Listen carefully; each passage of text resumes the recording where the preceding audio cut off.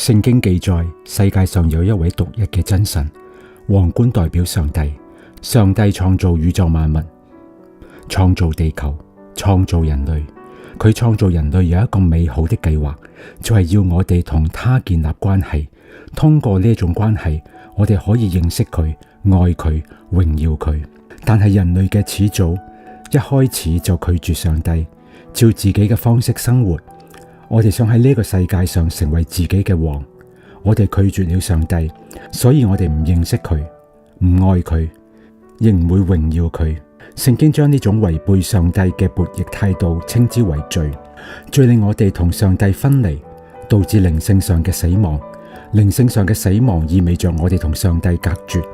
這種隔絕令我哋生活到黑暗之中，因為聖經話上帝係光。聖經仲講到上帝係愛，但當冇咗同上帝嘅關係，我哋無法真正感受到愛，反而覺得空虛。即使我哋喺罪惡和黑暗裏面，上帝仍然愛我哋。所以上帝為我哋預備咗一個美好的計劃，他差派佢嘅獨生子耶穌降臨到呢個世界。耶穌同我哋好唔同，佢完全認識上帝，愛上帝，亦都榮耀上帝。佢信服上帝，佢唔會根據自己嘅意願生活。所以耶穌係冇罪嘅，佢係完美嘅，佢知道上帝嘅愛同偉大，所以佢唔單止愛上帝，亦愛每一個人，包括你同我。人類拒絕咗上帝，將耶穌釘在十字架上，呢個係出於上帝完美嘅計劃。上帝俾耶穌為我哋嘅罪死，嚟拯救我哋脫離死亡。好消息係3日以後，聖經記載耶穌由死而復活，之後有500幾個人見過佢。佢嘅復活向我哋顯示佢有嚟自上帝嘅權柄。通過呢一種權柄，耶穌能夠赦免我哋嘅罪，恢復我哋同上帝嘅關係，並賜我哋永生。永生唔係指我哋嘅肉身永遠都唔會死，而係指就算肉身死亡，我哋仍然擁有同上帝嘅關係同埋永恆嘅生命。